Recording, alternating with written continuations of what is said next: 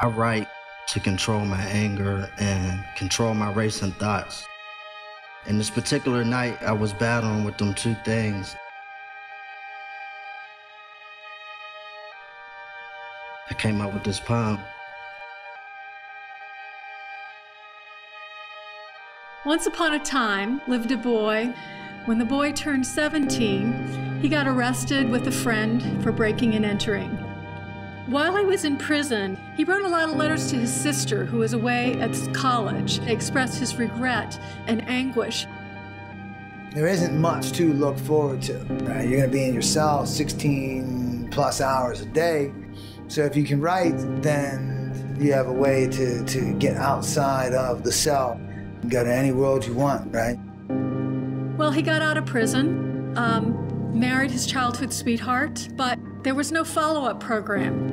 And he sunk into kind of hanging around with the same people, started doing drugs. And one night, his young wife was getting dressed. They were gonna go out, and she went to look for him, and he was lying on the bed, frothing at the mouth, unconscious. And he died a few weeks later after they took him off of life support. That boy was my brother.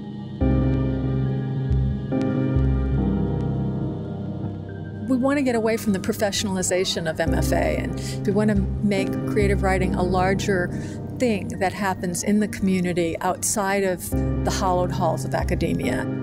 You know, I've come down, I'm layered level 2, and you got cats that are coming downstairs, they're from level 8. And, you know, and right next to me I have a cold stone killer. You know, I know he's a killer. I can see it in his eyes.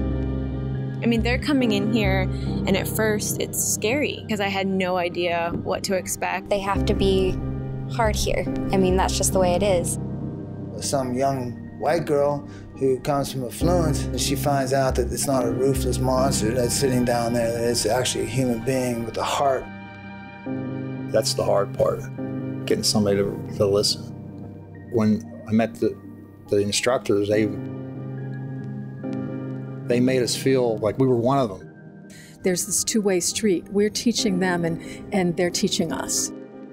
The students here completely surprised me. My name is LaRon Robinson. I'm 22.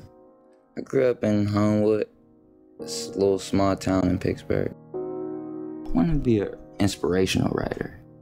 I want to just help people cope with their feelings and help people actually understand that you can go through hell and everything will be fine.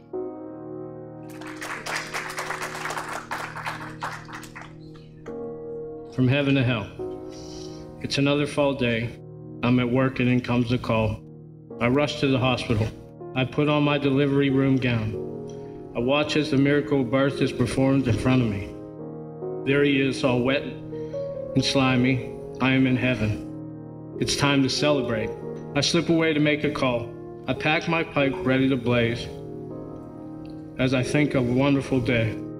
I take that amazing first hit as my ear rings loud in vibration. I stop and think, what about my little boy? I realize I'm in hell.